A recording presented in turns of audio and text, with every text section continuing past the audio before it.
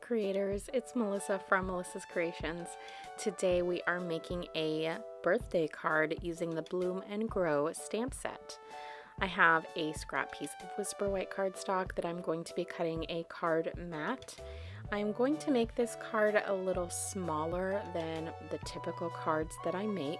This card is actually 3 3/4 wide by 5.5 tall. So my card mat is going to be 3.5 wide by 5.25 tall. You can find all of the measurements for this card on my blog, MKre8tions.com. You can click on the coordinating blog post link in the description box below to take you there.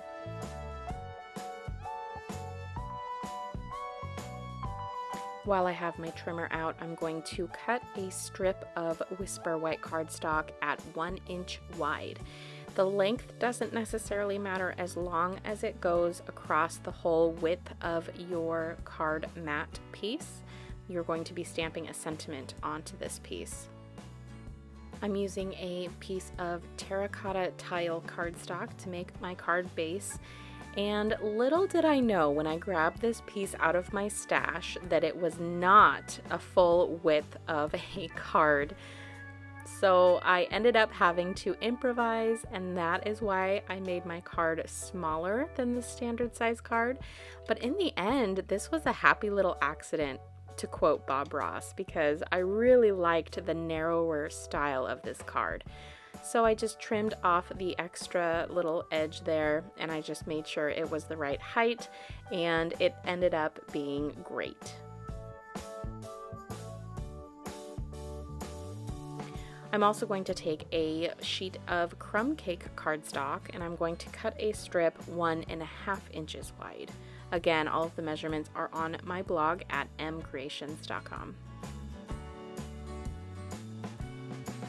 I wanted to do some simple stamping for this card, and this is actually a card that I made first back in 2017, I think.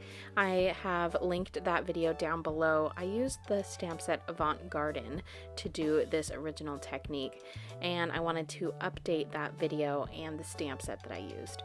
So to do this, I'm just taking some different stamps and I'm stamping it onto my card mat, and I'm using that crumb cake and Whisper White strip to kind of give me a guideline of where to stamp.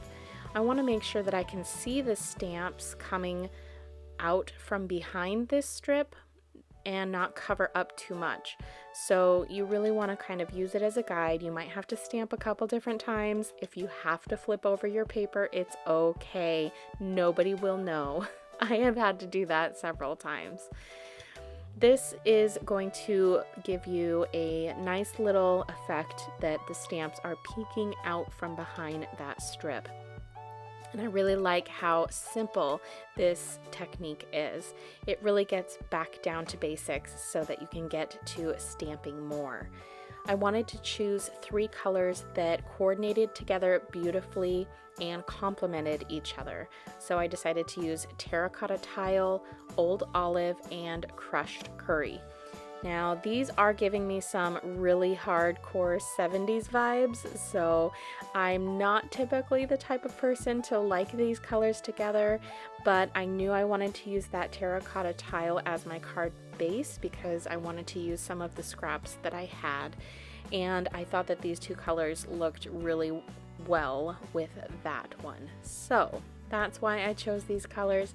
I really hope that you enjoy and kind of see my process as I go along and start building all of my different stamps onto my background.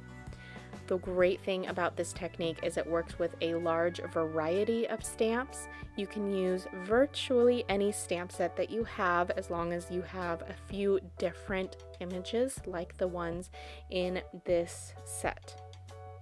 Once I had all of my stamping done and my sentiment stamped as well, I used some snail to adhere my Whisper White sentiment piece to my crumb cake strip, and then I used some Stampin' dimensionals to pop up these strips on top of my card mat. I used some scissors to trim off the ends of those strips to match the ends of the card mat. And then I used my Stampin' dimensionals to adhere this card mat onto my card base.